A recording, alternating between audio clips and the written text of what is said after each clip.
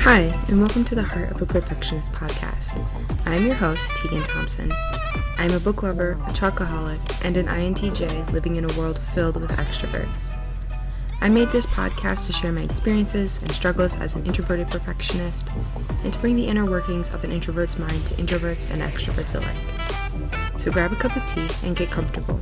It's time to unmute. Hello everyone, and welcome to another episode of the Heart of a Perfectionist podcast. It's already the last day of April, which is crazy. I feel like every month this year it just keeps getting faster and faster. I mean, just like blowing through the months. And before we know it, it's going to be the end of the year and we're going to be moving into 2023. But not to think that far ahead of right now. Like, we're just going to be moving into May, which is really exciting, kind of moving into the warmer weather, and a lot of people being able to like get out of school and kind of relax, which is the most rewarding thing. I remember that was like one of my favorite things when I was like in high school and college, was like being done with like all the school stuff and being able to just like relax, hang out with friends, read, kind of do whatever you want to do in the summer, which is really nice. And so I look forward to that for the people who get to enjoy that. And then also just like being able to do kind of the things that you like to do. You can sit outside and eat, or sit outside and tan, do work, whatever you want to do. It's just nice to be able to have those options. So yeah, looking forward to it. Still think it's really crazy that we're already going to be moving into May. But yeah, this week we will be talking about being resilient through the struggles that life brings us. Because, you know, life is life and it brings us plenty of struggles that we have to go through. On a daily basis, on a weekly basis, a monthly basis, yearly. And, you know, there's just so many different things that come up, and they can be minor, they can be big and life-changing struggles. So, you know, I think having resilience is a really important skill to have, just so that you don't get stuck in your past, you don't get stuck in your previous way of life, and kind of remain unadaptable, unmoldable, is the word I'm looking for, I think. You know, like, you want to be able to adapt to new situations, adapt to new lifestyles and things like that. Like, you don't want to be resistant to change, because if you're resistant to change, then when you do encounter these struggles that can be hard on you, or may drastically change your life or something like that, then you're not gonna be able to cope with it in a healthy way that will allow you to live a healthy and positive lifestyle. So having resilience, being able to kind of come back and regain your footing a little bit, is really, really important in life in general. For anything that you are doing or will do in the future, it is applicable to pretty much every area of your life. So yeah, resilience is super, super important. And I just kind of want to talk a little bit about what resilience is. I mean, essentially, it is your ability to withstand challenges and adversity, and be able to come back and grow despite the struggles that you have been faced with in your life. So I think a really big factor in that is that you're able to grow from it. You know, we face struggles, we face challenges every day of our lives, and if you kind of just stay the same, you're never going to kind of expand and learn and develop into a new version of you. So being able to grow from the challenges that you face is super important and a really big factor in being resilient. If you just go through a challenge and you're able to be back to your like baseline self, I guess, then you haven't really, essentially, I don't believe that you fully coped with that challenge, because when you go through a challenge, you should essentially learn something from it. And when you learn, you then want to apply to your life. And when you apply to your life, you grow. So part of resilience is being able to not only withstand it, but also grow from the challenges and struggles you face every day. I came across a kind of like a comparison thing that I thought was a really great comparison, and I want to talk about it a little bit. It was like, resilience is not a trampoline, right? I feel like a lot of times people, when they refer to resilience, they say, oh, you just gotta bounce back. You gotta bounce back. So that makes you think you should just like spring forward and be okay, right? Resilience is not a trampoline. You're not going to be down at one moment and then in the next moment you're going to be up, right? Resilience should be thought more of you climbing or hiking a mountain, right? And you're going up this mountain, but you don't have a trail map. You don't have a way to navigate your way through it. You don't know the path to take.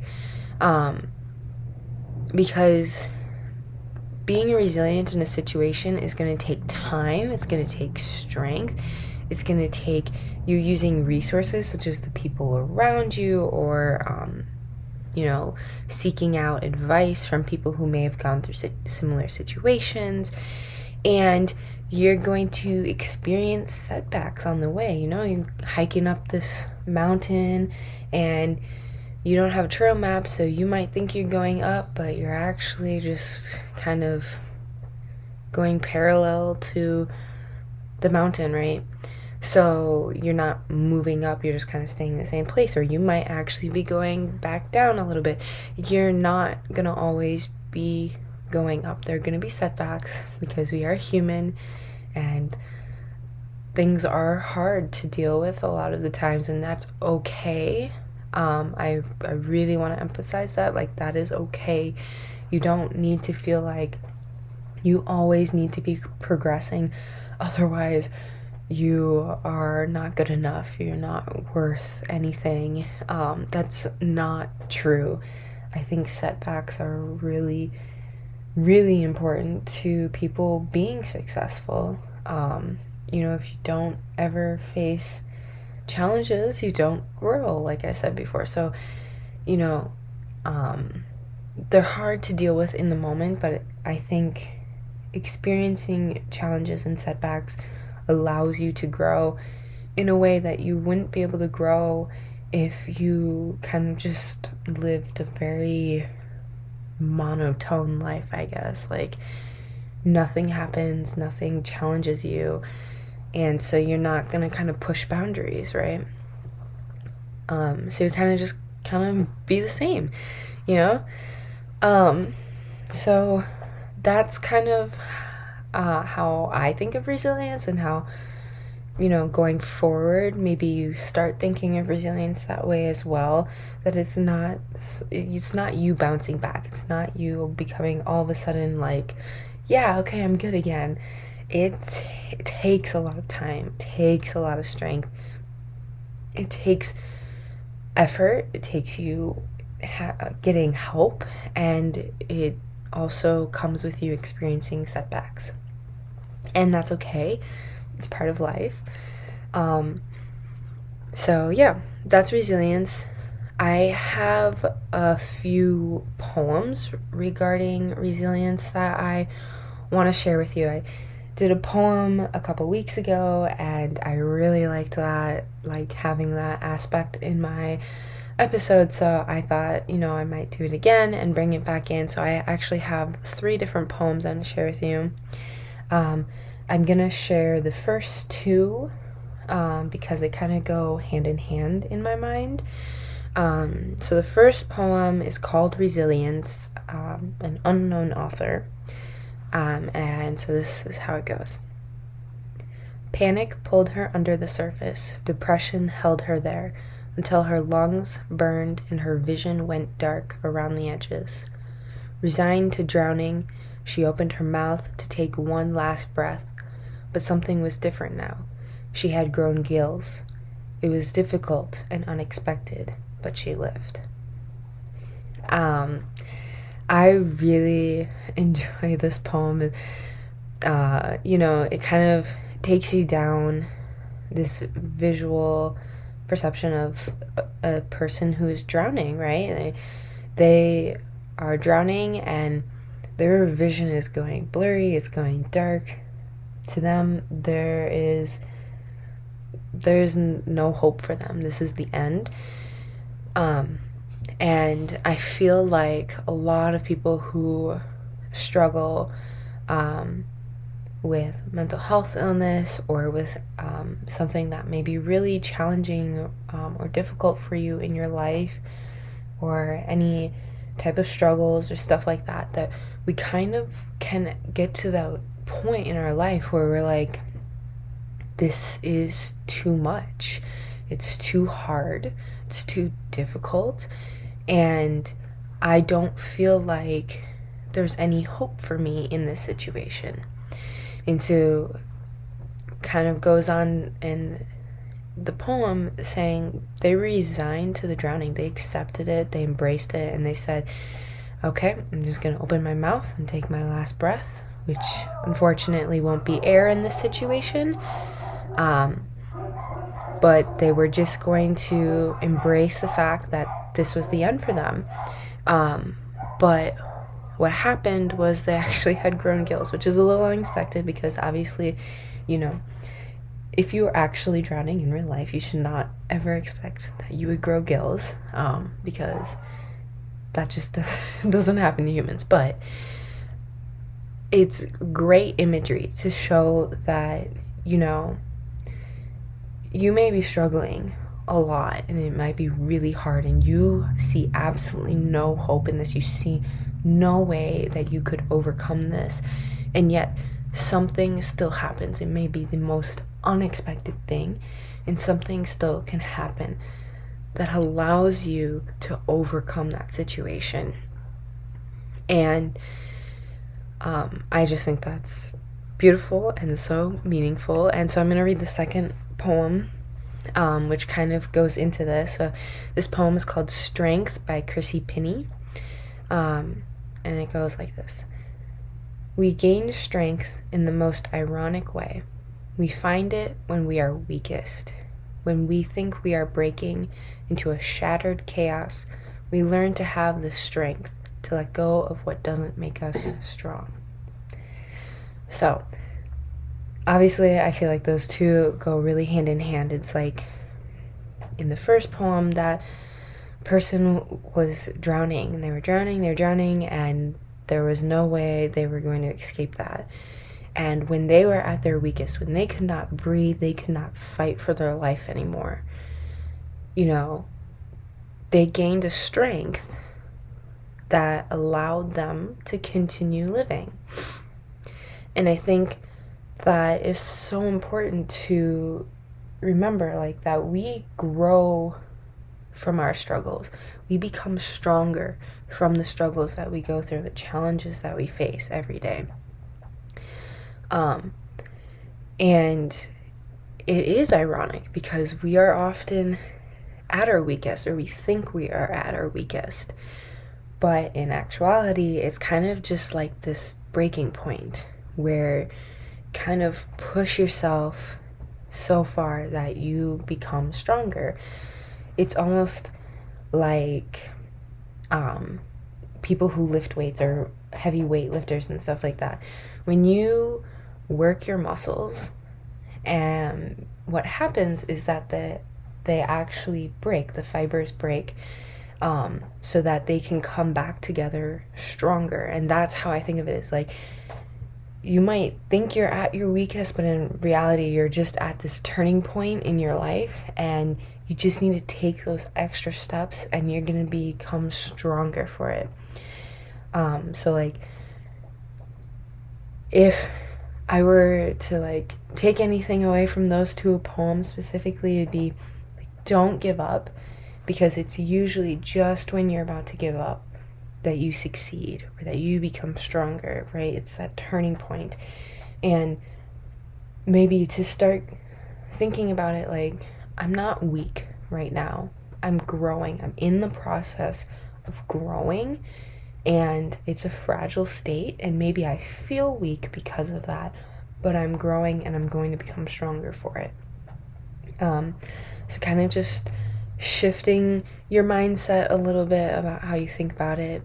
But yeah, I really like these two poems. I'm going to read them both again, if that's okay with you guys, just because they are really beautiful. So the first poem is called Resilience. Panic pulled her under the surface. Depression held her there until her lungs burned and her vision went dark around the edges. Resigned to drowning, she opened her mouth to take one last breath, but something was different now. She had grown gills. It was difficult and unexpected, but she lived. And then the poem Strength by Chrissy. We gain strength in the most ironic way. We find it when we are weakest. When we think we are breaking into a shattered chaos, we learn to have the strength to let go of what doesn't make us strong. And also, kind of just to touch on that second poem at the end there, it kind of like just occurred to me, I guess. It was like an awakening almost. Like, to let go of what doesn't make us strong. And, you know, sometimes we hold on to things because we think we have to hold on to them, or we think that we need them, or that letting go of those things will make us weak. But in reality, those things are actually holding us down and preventing us from growing and becoming stronger. And, you know, those can be different things for every single person. It could be a person in your life that is holding you back. It could be your job. It could be maybe, I don't know, an activity you engage in, or you seeking the approval of other people. Anything. It can literally be anything. It doesn't have to be physical. It can be something that you kind of takes over your mind mentally and you kind of fixate on it. It can be anything. So sometimes we have to let go of things in order to make us stronger. And that can be hard, and it probably will be very hard. But, you know, I think in and of itself, letting go of something is you building strength. So you're building strength and being able to recognize what is not benefiting you and being able to let go of that and remove it from your life. So, yes, I love those poems. I'm going to read the third poem now. This is the last poem I have. It's a lot more lighthearted. This poem is also called Resilience, and it's by Alex L. So this is how it goes. Look at you, still standing after being knocked down and thrown out. Look at you, still growing after being picked and plucked and prodded out of your home. Look at you, still dancing and singing after being defeated and disassembled. Look at you, love, still here and hopeful after it all. So, a lot more lighthearted than the other two, I feel like. But I feel like this one is just, it's important to share, like, remind yourself that you are already strong and you are already worthy, and you should be proud of yourself. Like, look at you, look how far you've come. I read this quote, and it was like, there's a past version of yourself that is proud of who you are now. Like, even though you may not be where you want to be in the future, you are already further than you were in the past. And I think it's so important that you recognize and you celebrate the fact that you have made progress, you have grown, you are stronger. And like, look at yourself. Like, don't be upset that you haven't reached maybe what's in your mind as the final destination or something like that. You're, first thing, always going to be a work in progress. You're always going to be growing. You're never going to actually reach a final destination. And that's part of life. That's, what should be expected. But also just like, taking in the progress that you've gone through already and being proud of how far you have already come, and recognizing the strength that you have for it and using that to kind of propel you and become stronger, to move forward to maybe the version of yourself that you see in your mind that you want to be in the future, right? And kind of just to remember that there is hope and there is positivity to look forward to in the future, right? I absolutely love this, because it's like the poem says you're still standing. Like, you were knocked down, you were thrown out, you're still standing, and you're still growing. And after everything you've been through, the things that you felt had defeated you and kind of had crumbled you and broken you apart, after all of that, you are dancing and singing, and those are things that take joy, right? You have to be joyous to be dancing or singing. I guess you can do it in a sad way as well, but we're going to focus on the joyous version of it. And most importantly, you are still here. Because, if you weren't here, you wouldn't be able to keep growing and keep making progress and keep moving forward to the version of the self that you want to be, right? So the poem is really beautiful, and just like, I want you all, especially now, it's been like 2 years since the pandemic started, and I know it's been a rough 2 years for a lot of people, and you might be really hard on yourself, just about maybe what's happened and things like that. But I think it's just so important to recognize that you are still here, you are still growing, you are still standing, you are still pushing forward and working on yourself and moving to the person you want to be.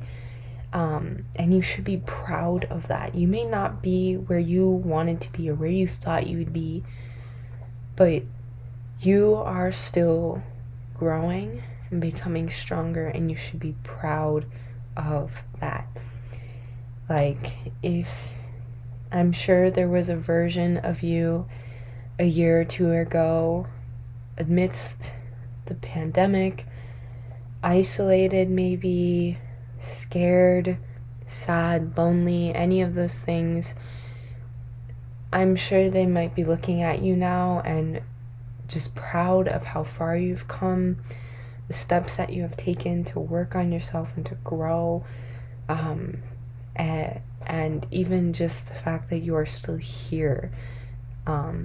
So, I have a previous episode about celebrating yourself. I think it is so important that you take that time to celebrate yourself and be proud of yourself. I don't think we get to do it often enough. And once a year on your birthday is definitely not enough. Like, you should be celebrating yourself a lot more often than that. And however you want to do that, it doesn't have to be anything big. It can just be you taking a second to recognize where you're at and how far you've come.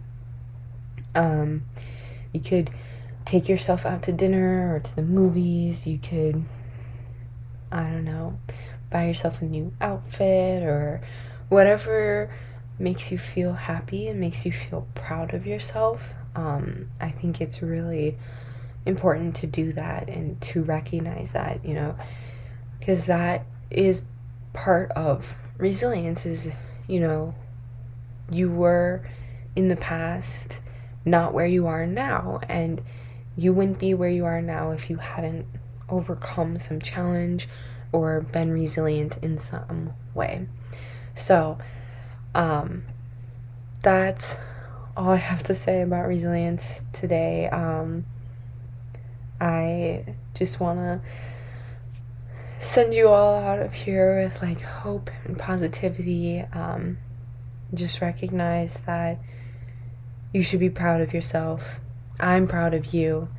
You have overcome a lot of challenges, and I'm not going to say it's going to be easier from here on out, but I believe in you, and you are strong. You are worthy. So thank you so much for listening to this week's episode of the Heart of a Perfectionist podcast. If you enjoyed this episode or if you learned anything new, please go share it with a friend. And as always, have a great weekend, and I look forward to seeing you guys again next week on the Heart of a Perfectionist podcast.